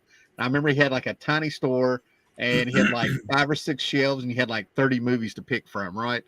And immediately my stepdad figured out how to, with him and some of his buddies, would hook up 2 VCRs. So we had bootleg movies. I'm thinking this is a 1984 Kodak T20, and on it, it's finally molded and stuff, So this is probably about 38, 39 years old. I'm thinking if I'm doing math right.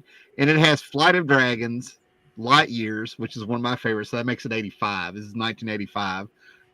Light Years is it's called Gandahar. It's on YouTube. It's a great French sci-fi movie. Warriors of the Wind, which is Nausicaa, for you guys, but it has heavy metal on it, right? Nice. Okay, so that's I've just kept this around. I sold my VHS collection last year with my VCR for $500, so I was happy. Hey Tim, could you show the bottom left of the that thing where it has that little square right on the front? Oh. It's like, yeah, that little square right there on the top left. Yeah, there it is. It's a You- chip out. People, Yeah. you could put a piece of tape over that, and then you could record it to another VCR if you did a Scotch tape gimmick. I love the 80s. Yeah. They were great. Bootlegging tapes and wrestling shows. We had a library of Of your everything. own, yeah. You know what I mean? Yeah, Highlander, everything. 4 or 5 movies per tape. So yeah, so love it, dude. what made me think about that is when somebody mentioned Doomsday +1, I was trying to see if I had my full set, and I was like, do I have a full set? And I found these, right? This is Captain Stern, who was in Heavy Metal movie. And the first one is signed by Bernie Wrightson.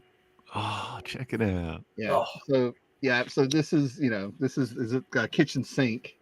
So yeah, I took me a while to collect this, and I kept double dipping, as I was trying to get all of them.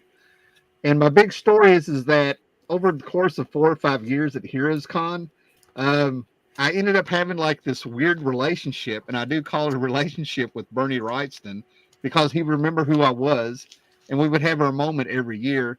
And the very first year that I met him, you can go back and look at the videos somewhere like around 2012 or 13.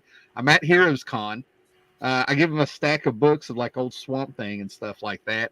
And I drive home, and where I was living, it was just 2 hours away. And I don't even look at the books. I'm so excited that I start doing a show. And as I'm recording and stuff, I remember I was telling how he was having a good time when he was signing my books. He was laughing. And I couldn't figure out why he was laughing. He's got a dark sense of humor. He only signed 3 of my books. He was laughing because he was acting like he was signing the rest of them. And I didn't notice until I was showing the books, Yeah. So over 2 or 3 years, I got some stuff signed by him, but I had to watch him, And the very last year, he had his head wrapped up where he had the brain tumor or whatever was going on with him. Yeah. So anyway, we'll go through some Hulk real quick since, we got a full house here and stuff, right? But one of my favorite little stories here, I don't know if you guys remember, but when I first came on here, you guys reminded me that Gary Frank did the Hulk. Well, I didn't remember because this is early in his career, and it looks like Alan Davis art to me. But this is the infamous Rick Jones is getting married to the Hulk's ex-girlfriend that he had in Las Vegas when he was Mr. Fix-It. And after they all freak out and, realize it's the same girl and stuff like that, they have a bachelor party for him. And as you can see, they have all the heroes and stuff hanging out watching the Stag film. Captain America's cracking me up. And while they're watching it, they realize it's Marlo. It's Rick Jones's bride. It's her Stag film that she made there. So all the heroes are seeing everything. What year is that from? Oh, it's got to be the 90s. Like 93 or something. I'm so glad I wasn't reading comics then. Yeah, but best line in there was when Vision says, "You must be very proud." Between that and the one where Superman and Big Barda make a porno movie. I bought that off the newsstand and knew exactly what was going on because the stepdad recorded a bunch of those too. But anyway, I would have been right with Frederick Wortham and had a bonfire of those 90s comics. I hated when that's the beginning of all the perversion that's today. Well, here we go. So this is an ash can of the wedding of Rick Jones. Yeah. And I buy this all the time, right? Every chance I get because, I'll take one out. The cover opens up, but there's a little nod and a wink because Neil Gaiman's Sandman had took off. You know what I mean? It was like hot everywhere. And he had a psycho sit there and stab a character in it, and she comes back to life when she really shouldn't have, and they couldn't explain why, right? So first of all, when you open it up, there's the wedding. Cool. Okay. Yeah. Since we're doing back covers, all the weird stuff going on. But like I said, somebody gets stabbed. Somebody has a crazy mom. Let's put it that way. They got a full psycho. You know what I'm saying? Oh my God. So she comes back. Mephisto pops up. The Hulk knocks out Mephisto. There's a lot of stuff going on. It's a Marvel wedding. They can't be normal. So they can't figure out what's going on. Then all of a sudden, Marlo goes over there, and there's an uninvited guest that you see from behind eating food. Yeah, there she is. Yeah, Sandman. Hands her a box, and she opens the box and like, what's the gift? And it's a brush. Neil Gaiman. What it means is Peter David's being funny. He's saying Marlo had a brush with death, and that was her gift. Okay. Yeah. Yeah, that's Peter David. He was funny, or thought he was. I like that. That's a cool little hidden gimmick there. And then the other favorite story that I have here, where'd it go? I just had to put them in order, didn't I? I lost it. Yeah, well, maybe they'll pop up. But anyway, here's Hulk 300 with a really awkward Brett Blevins cover. But, it has for a while, this was sort of an early appearance. It was considered a Spider-Man black costume, but it went nowhere. You know what I mean? So, the Brazilians completely changed that cover because the black costume had not debuted yet, and the Hulk was further ahead in continuity. Gotcha. And then, the best one was inside when they took out Star Fox and painted the Beast on top of him. Oh, that's hilarious, man. Then there was like this low point of the Hulk where he didn't really have a brain. He was like pure savage. So they Dr. Strange sent him into limbo. So he was just running around. Mike Mignola would come in and do some art and stuff. And then, like I said, these aren't in order. But then John Byrne came on. And I think this was his last 6 comics at Marvel before he took off to DC to do Superman. So he had plotted out this whole thing, little storyline here with the Hulk, and brought in, separated Bruce Banner and the Hulk and everything. He formed the Hulk Busters because, it was 1985, 86. And then Al Milgrom came on. And this is one of the few times I'm going to give Al Milgrom all the credit in the world. I'm pretty sure Byrne probably left some plots or something about where he was going with the book. But Al Milgrom came in, followed Byrne on this right before Peter David came in, and he had like a solid, 12 issues on it. I was really impressed. This is one of the ones that I bought off the rack here. It saved it and stuff, but we had the re-debut of the Gray Hulk because of a chemical bath. And they were talking about mass. Like, that Hulk is smaller than Green Hulk. Where did the mass go? And it turns out Rick Jones became Hulk, So you had the Gray Hulk and the Green Hulk going at it, and then all of a sudden Zax comes in, and it's General Nice. Holt Ross.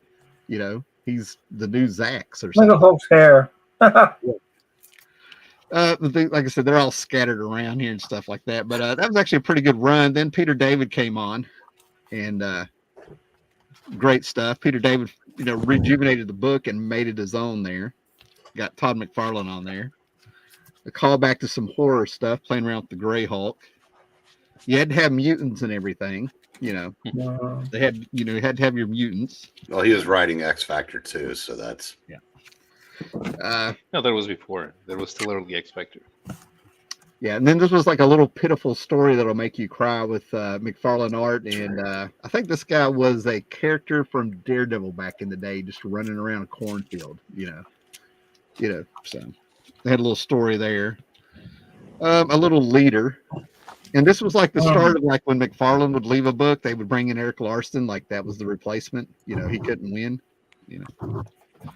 And then in 350, they crossed over with Fantastic Four and Love had that issue. Yeah, this is good stuff. Thing versus Hulk. Thing was stronger because he got more cosmic rays, but the Hulk was weaker because he was gray, but he was smarter. I like Spiky Thing. Yeah. Yeah.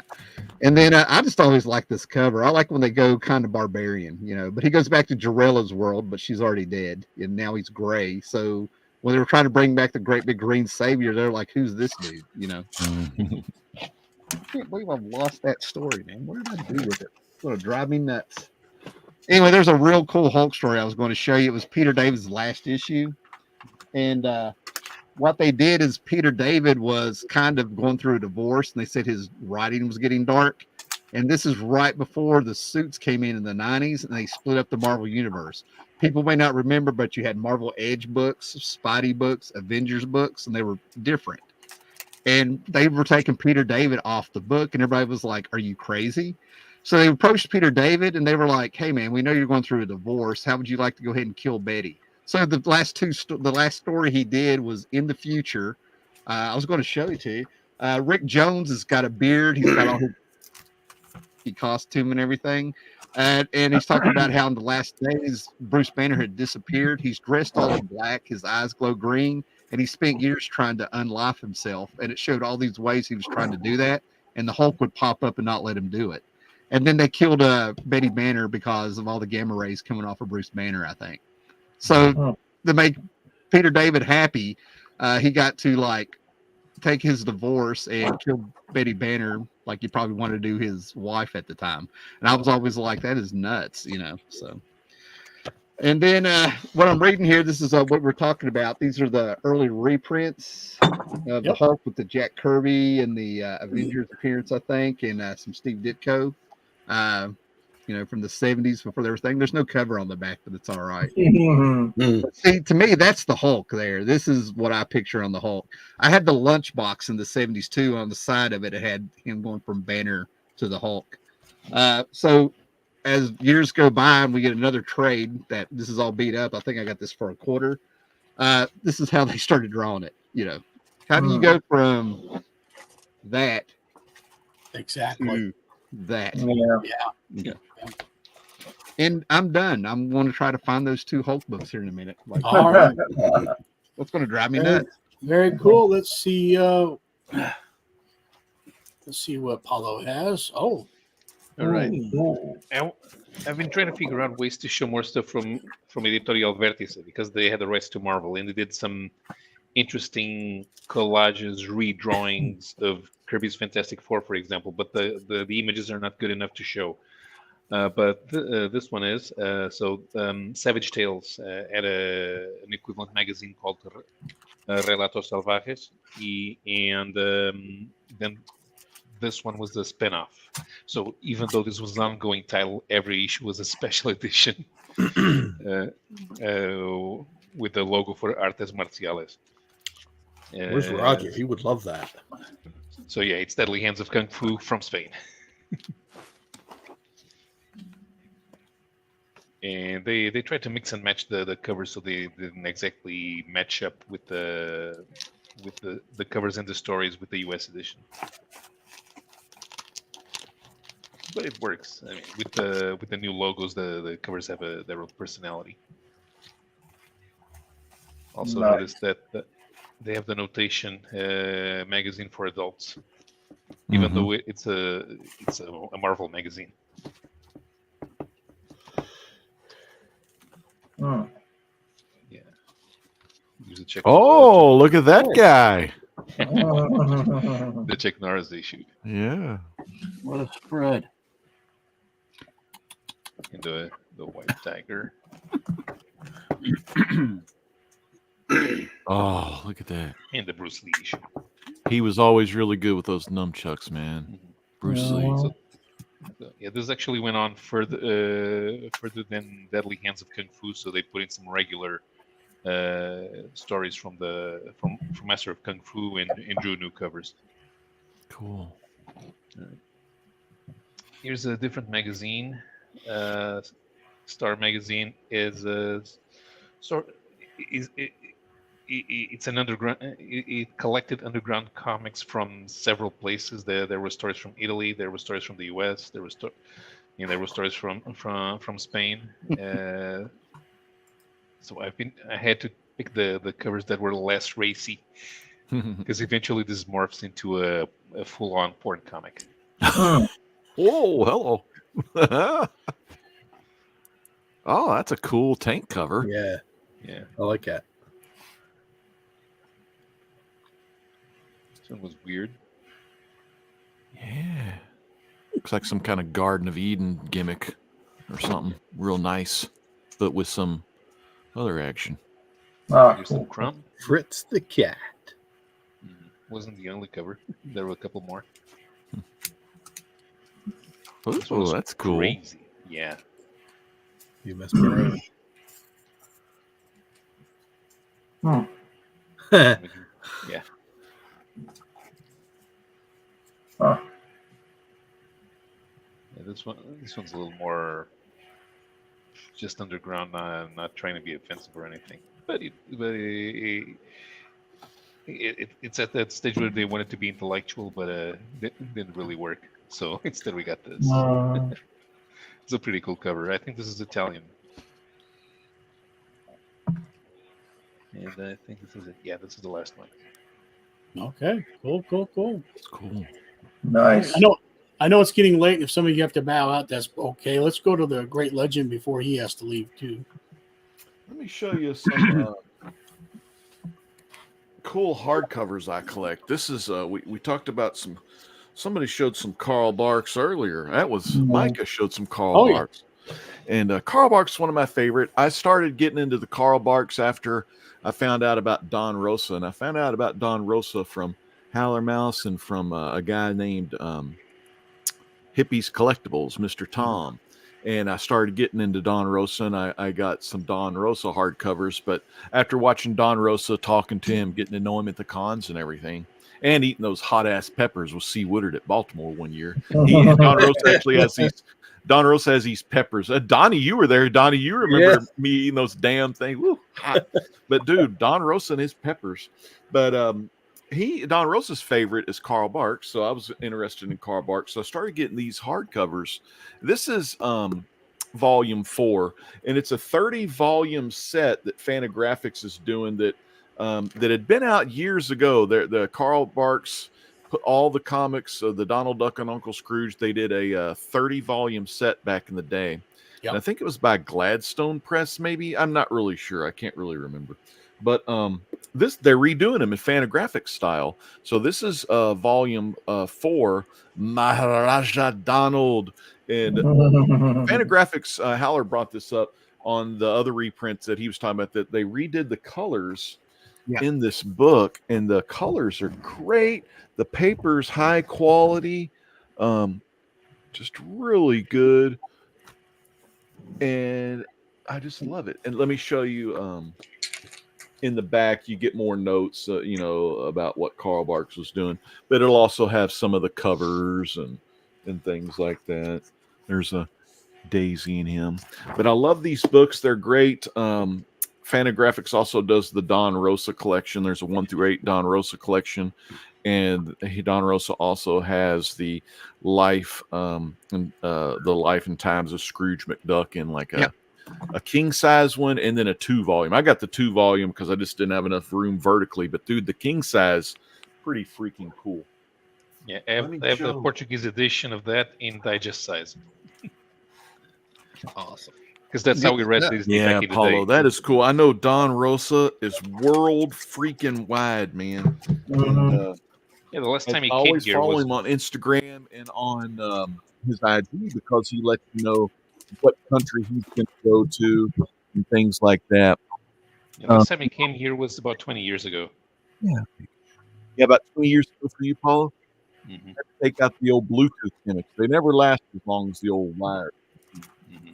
But my favorite. Okay, so the Donald Duck currently you can get volume 4 through 28. Volume 5 was the original volume they dropped, and it of course has Christmas on Bear Mountain. You know, the Uncle Scrooge entry into the whole thing for Carl Bart. But you get all of that stuff. You get the Duckbird and all the other cool creations that he had. And so they just have to release volume 1, 2, and 3, and then volume 29 and 30. So I love those Carl Barks. Look for the Carl Barks Fan of Graphics collection on your 50 bookstores. This is another one I got years ago, maybe a decade ago. This is a Dick Tracy complete. Just of Dick Tracy, and you get the dailies and the Sundays here, which is really neat. And dude, these comics, man, in here, they're awesome. They're violent. They're cool. This first issue primarily, or not first one I'm talking about, you get to see what his original plainclothes Tracy character was before the Dick Tracy character. So that's cool. They have that in kind of the front of the book. They have a nice Max Allan Collins deal in the front. And they were lengthy interviews. They were long. Yeah. Very long. Yeah, I mean the Max Allan Collins, and he ended up taking over, I guess, in 81 or something for after Gould retired. But dude, these are great, really good. And what they've done, that this was a 1 through 29 volume, or maybe 1 through 28. I've got them all, but they redid 1 through 6. This is like volume 1 is a lot smaller. The print's very small, especially when Gould gets kind of wordy in the bubbles there. So they re-released the volume 1. They released volume 1 through 6 in the bigger size, and these finally came in. So I had to get the bigger size one, and like so this. They all look kind of like the first. Like here's volume 4. Yeah, and you get your classic. Who were those guys called? The Cross Gang? I can't remember their names. The Purple Cross. Purple Cross Gang. Yeah, Purple Cross Gang. And this one also had the blank in it. So that's had the small one. Tattoos on their tongue. They're hard. They were hardcore, man. Yeah. And then for this volume 4, though, they went ahead and put the blank on there, but it's still, Purple Cross Gang. But so very cool. If y'all don't have any of the Dick Tracy and you're Dick Tracy fans, I first became a Dick Tracy fan when the Warren Beatty movie happened.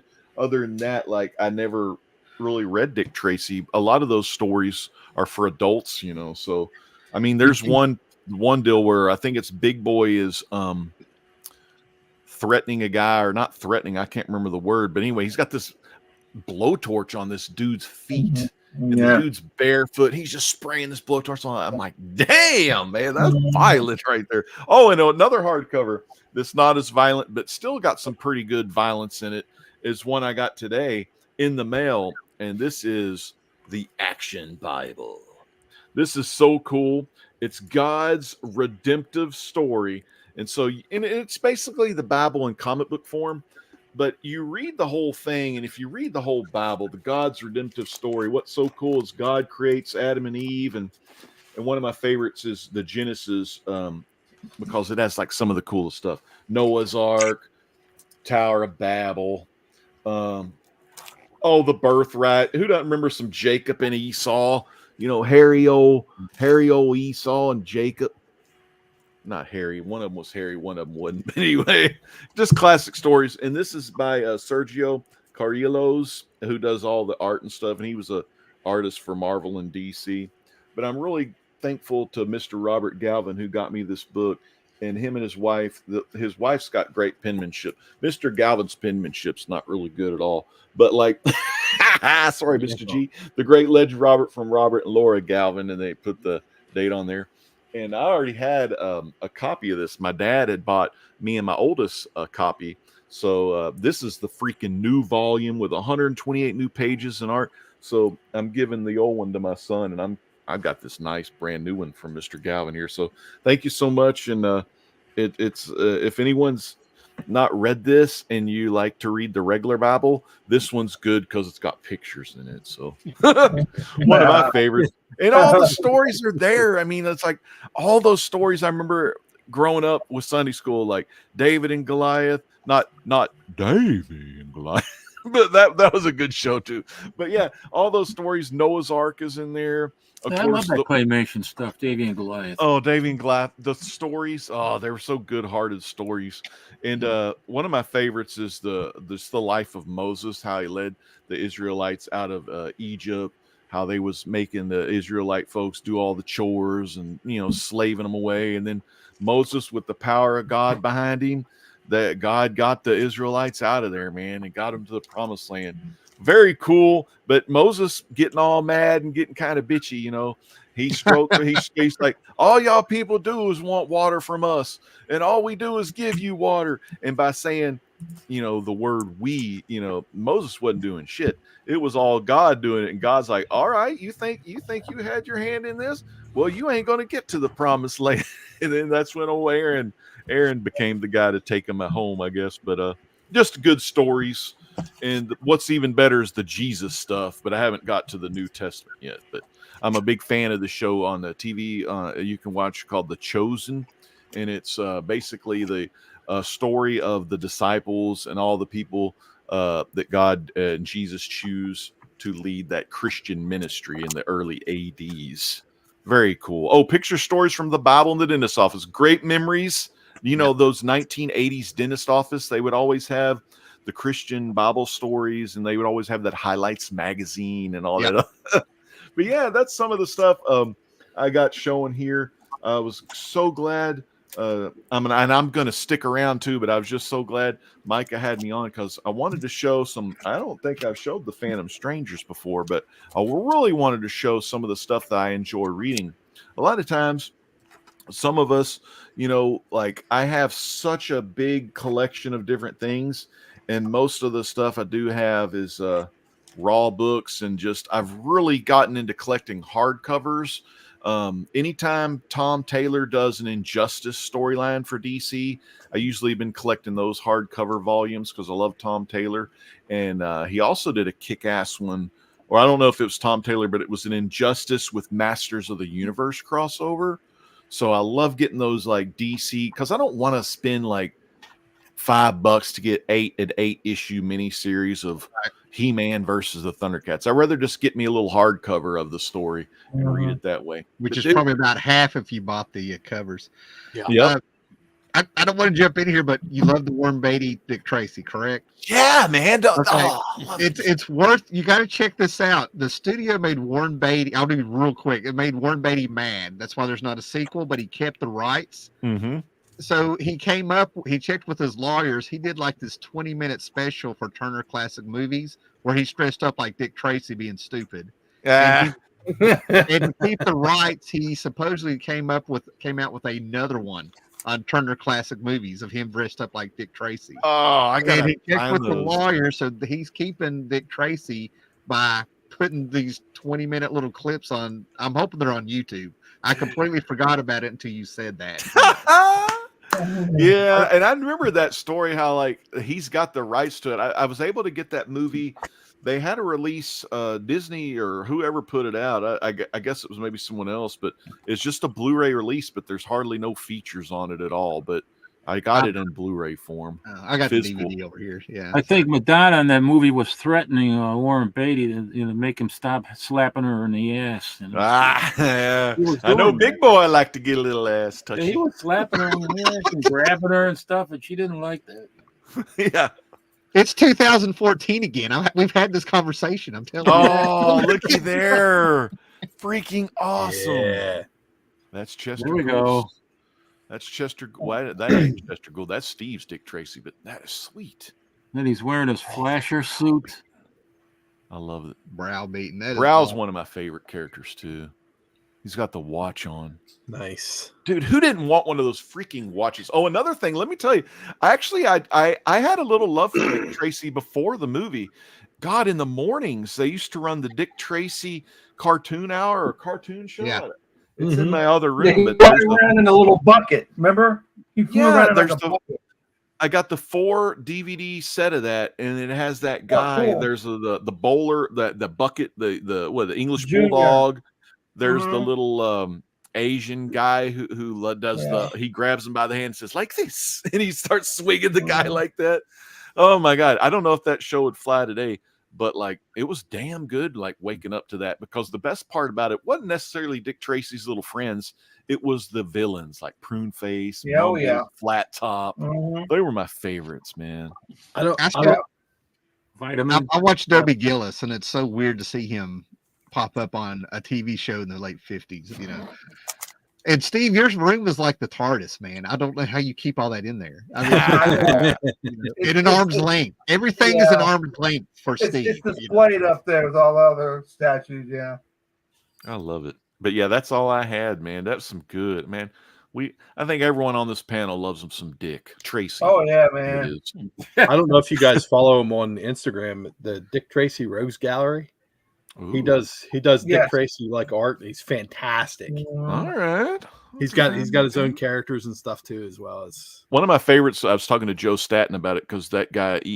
What was great was Mr. Orloff was in here, Gratu Orloff, and he was showing those E-Mans. Me and C. Wood did an interview at Baltimore Comic Con with George Staten or Joe Staten, and I talked about my favorite, and I can't remember who he said his favorite was, but I said my favorite was the pouch, because the pouch had that zipper on his face. He'd just put all the jewels in there and zip it up. So crazy, you know. Oh, you got another one. There's the flasher suit, and it's open. Hey. Yeah, these Apple Watches freak me out. My wife has one, and I'm just sitting here like, So Dick cool. Tracy came true, man. Yeah. Yep. Yeah, my Yeah, wife's man. got one of those too. Yeah. I'm following Dick Tracy's Rogues Gallery. Thank you, Donnie. yes, sir. Freaking Fantastic awesome. stuff. We have about time for maybe one more fossil. If I hate to make you guys fight for the honor, is anybody desperate to do one more round? If not, we will quickly end. I don't know if Eric went to run and get something to bring somebody with or not, but No, I don't want to be a bad example like my avatar, so I took myself off camera. Well, I will ask. This is Yeah, for the last kids in the character. audience. That robot there, that is actually his face. That visor. Okay, to make it out, this is his hand. That's his chest. It's like Rom, but he's DC. If anybody knows who that is, let me know. That's the last character in Crisis I cannot identify. And in the 80s, I knew who it was. That's what's killing me. Oh, okay. Well, Yeah. he's got to be out there somewhere in something. Yeah. So I figure if there's anybody that's going to want to know, it's going to be on this show, you know. But this is from Crisis on Infinite Earth, number 10, you know. So, yeah. Leave it in the comments below, fans. If you do find out the mystery of the Infinite Crisis character, let us know. Ooh. We got the Pulp Fiction, and then we have the story that I said was one of my favorites, the last two Peter Davids. There they are. There you go. I can go to bed now. My OCD is calm. You know? all right. If that robot's from one of the science fiction strips, he may have appeared in Twilight. In Twilight. There we go. Gord's gonna be okay, man. It's gonna be okay, Gord. I'm like, you know, just age. You know? I'll show Well, one I'd like more to- thing, and then we can cut it off. Okay. Here. This is the Oh, first wait. issue of Hello. first issue of Sunny. America's From, sweetheart. I think Fox. It's actually in the indicia it says number 11, but the first 10 issues were Cosmo Cat. So this is the first issue there, and I I mean, it's kind of funny because what the way he's looking and what he's looking at. He's kind of like, he's like laughing and smiling. Hey, nice Oh, dear Lord of mercy! I wonder if the diehard Cosmo Cat fans were very upset at that. I don't know. Let me take that out of the Mylar real quick so you get a better look at it. Does it I say don't anything think we're about going to get as good a look as he's getting. No, probably not. But in the why, comments, why is it I wish that he was holding a pair of panties? Because it would fit. Anyway. Okay, good stuff. Yeah, here we go. Exactly right. To the surprise of no one. Jackson coming in clutch. On that cheerful note, I thank our guests, the great legend and Mastodon. And one more thing, to Dick Tracy, what really got that going again was Blackthorn. Blackthorn Publishing printed all those. Yeah. And that's where I've really dug into it. So, and if you want to see the vicious death of the brow, try to find that. We won't spoil it here, but it was so gruesome. Some newspapers refused to show it back in the day. So, Oh, wow. check it out sometime. It's very odd. All right. We will see you next week. Next week, we think we have Higgy Pop joining us. So, as always, it's been great to have everybody. Thank you all in the chat. Thank you all, fossils. And we'll see you next time. So, happy drawing. Happy drawings. Good Fossil night, Lakes. kids. Thanks, guys. Have a good Bye. one.